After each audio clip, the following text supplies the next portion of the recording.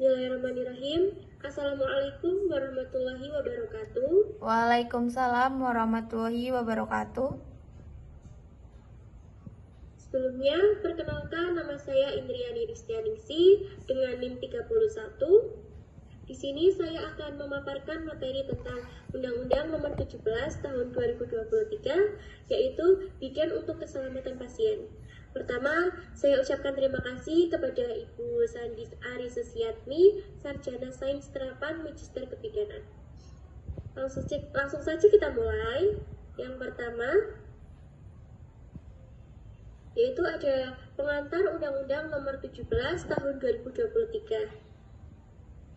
Undang-Undang Nomor 17 Tahun 2023 yaitu tentang kesehatan yang merupakan regulasi komprehensif yang mengatur berbagai aspek pelayanan kesehatan di Indonesia. Undang-undang ini menegaskan hak dan kewajiban pasien serta tenaga kesehatan termasuk bidan dalam memberikan dan menerima layanan kesehatan yang aman, bermutu, dan berkeadilan. Kemudian, yaitu salah satu faktor utama dari undang-undang ini adalah keselamatan pasien safety yang menjadi tanggung jawab seluruh tenaga kesehatan untuk mencegah resiko cedera, kesalahan medis, dan insiden yang dapat membahayakan pasien selama proses pelayanan kesehatan. Selanjutnya, ada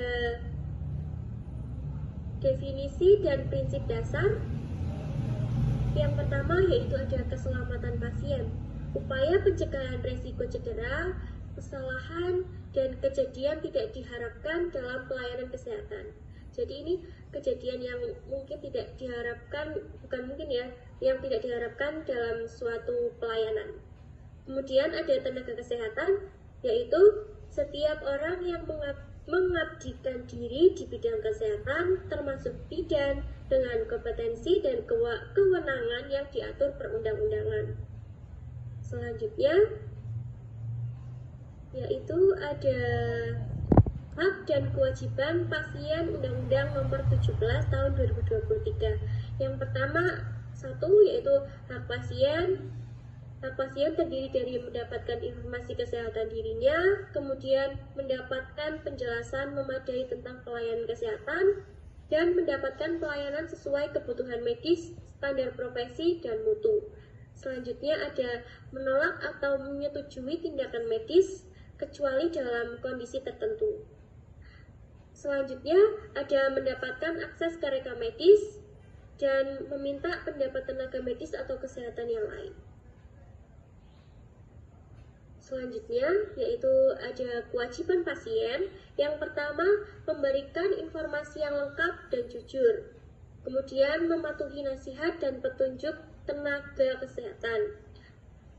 Kemudian, ada mematuhi ketentuan fasilitas pelayanan kesehatan. Dan yang terakhir, memberikan imbalan jasa atas pelayanan. Selanjutnya, yaitu ada hak dan kewajiban tenaga kesehatan yang termasuk bidan ya. Yang pertama ada hak tenaga kesehatan mendapat perlindungan hukum selama menjalankan tugas sesuai standar profesi dan prosedur. Kemudian ada mendapat perlindungan atas keselamatan kesehatan kerja dan juga keamanan. Yang terakhir yaitu mendapat perlindungan dari perlakuan yang tidak sesuai dengan harkat dan martabat manusia. Kemudian ada lanjutannya, ada kewajiban tenaga kesehatan yang terutama bagi bidan ya. Yang pertama ada memberikan pelayanan sesuai standar profesi, SOP, dan etika profesi. Kemudian ada mendapat persetujuan, informed consent dari pasien atau keluarga. Kemudian ada menjaga kerahasiaan kesehatan pasien dan menyiapkan catatan asuhan atau tindakan. Yang terakhir yaitu merujuk pasien ke tenaga kesehatan lain jika diperlukan, seperti misal kegawat daruratan yang tidak diinginkan. Kemudian ada keselamatan pasien dalam praktik bidan. Yang pertama yaitu tanggung jawab bidan terhadap keselamatan pasien.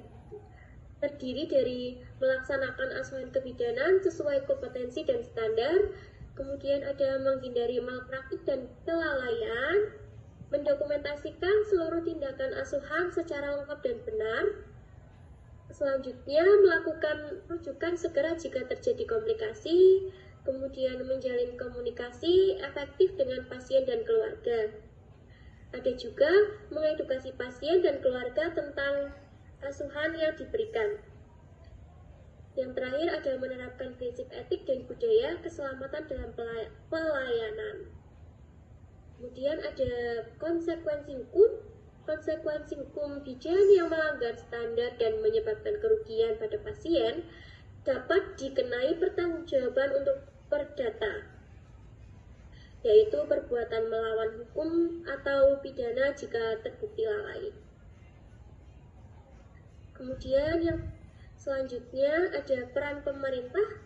Peran pemerintah terdiri dari menyusun strategi nasional keselamatan pasien dan menetapkan standar pelayanan. Kemudian ada menyediakan pendidikan, pelatihan, dan pengawasan berkelanjutan untuk tenaga kesehatan termasuk seorang bidan. Kemudian yang terakhir ada penutup atau kesimpulan. Keselamatan pasien merupakan aspek utama yang diatur dalam Undang-Undang Nomor 17 Tahun 2023, di mana bidan sebagai tenaga kesehatan memiliki peran penting dan memberikan pelayanan yang aman, profesional, dan sesuai standar.